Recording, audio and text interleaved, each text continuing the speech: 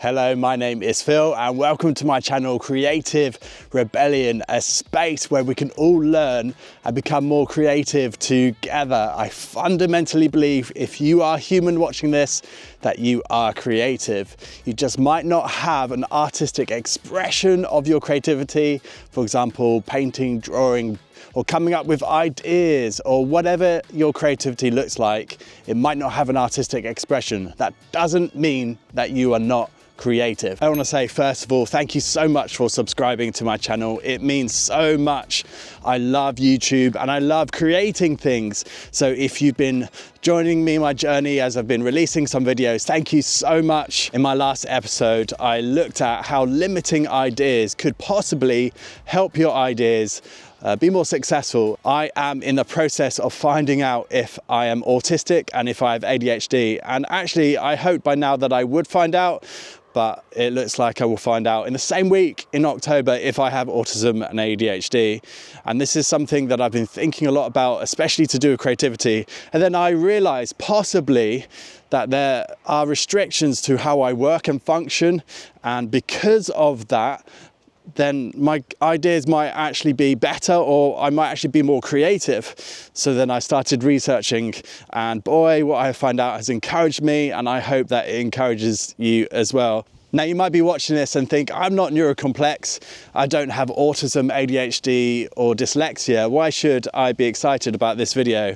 Well, this theme of limiting or overcoming obstacles is actually something that might help you become more creative. So if you're in the thinking of how am I limited, or what stops me from doing something, then perhaps you can tap into a greater well of your creativity. And I hope that in this season of looking at mistakes and limiting, that you could be inspired to be more creative yourself. So with this idea of limiting ideas and how that might possibly make them more successful, I've been asking myself, as someone who is already looking at if I have autism or ADHD, does being neurocomplex make me more creative? And I think the answer straight away, excitingly, is yes. And I want to present that straight away because being neurocomplex can be annoying, frustrating, difficult. It can disconnect you from the world and people and make life really difficult. So to have some exciting information that confirms something that is positive, I think is a great place to start. And I'm excited to present this information to you because it is positive, it is exciting, and it's something that if you're neurocomplex, we should hold on to. We are staying at a friend's house and we're actually going to go to an Oktoberfest. So I'm going to show you some of that before I give you some stats.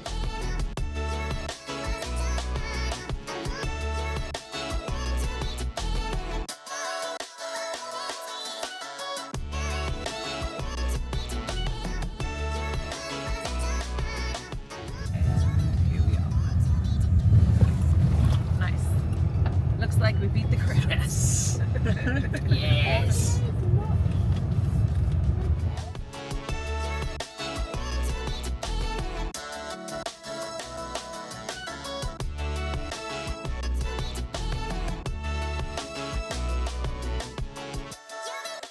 Hey, it's Future here, Phil, from my office. I'm here to go through some stats and things that I've found about how if you're neurodivergent, you're very likely to have a creative job. To be honest, when I planned this episode, I wasn't really thinking that it would be that positive that the neurodiverse would be in the creative industry. But these stats really seem to suggest that neurodiverse people thrive in creative industries. And I had a conversation with my wife and she said, yeah, that's actually what I expected.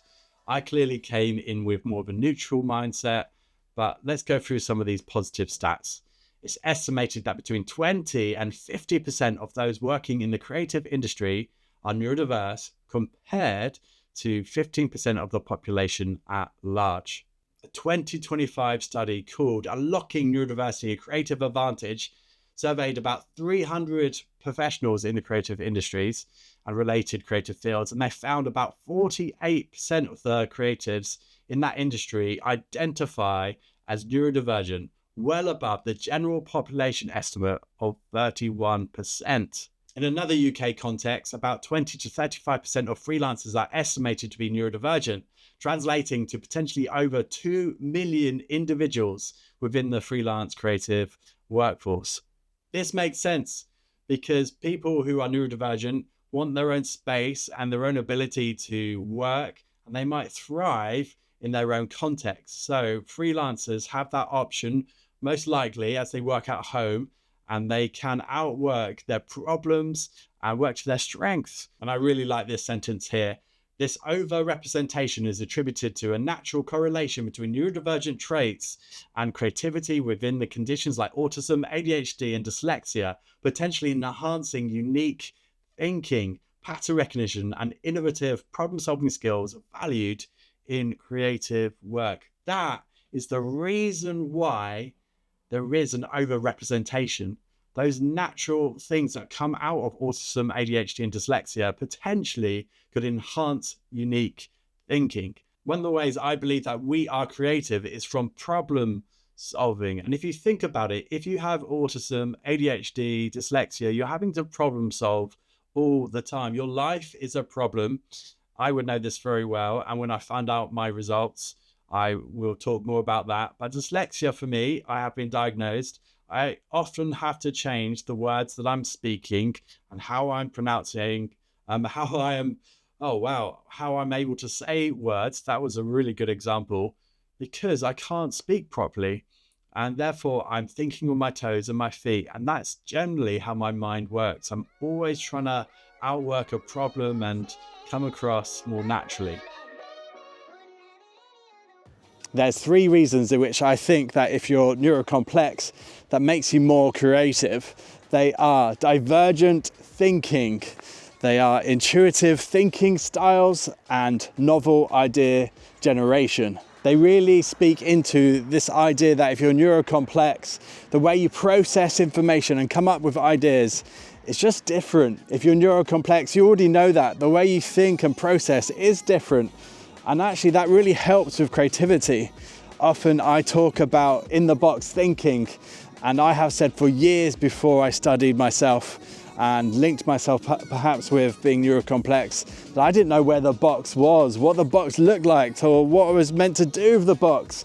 Actually, the idea of a box has always confused me, of course, very neurocomplex. But when I come up with ideas, they come to me suddenly. I have so many of them, and I often am thinking automatically outside the box because that's something that is very natural for me. Can you do something for me? Can you subscribe to my channel? I'm here to make content to help you connect with your creativity, who you are as a person. And I am here to encourage you in that, but also to build community. I love creativity and I love YouTube.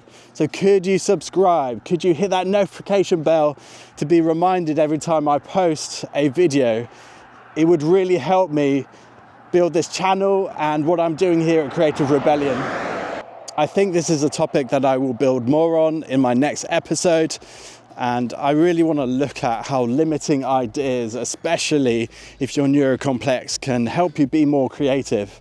I think there's more of a structure and a framework in which I can build and lay out, which will tap into that and mean that we can be aware of our thought patterns and ideas and really lean into some of those intuitive thinking styles or those divergent thinking patterns that we can so easily utilize in our everyday life. Thanks for joining me, and I'll see you again soon. Bye-bye.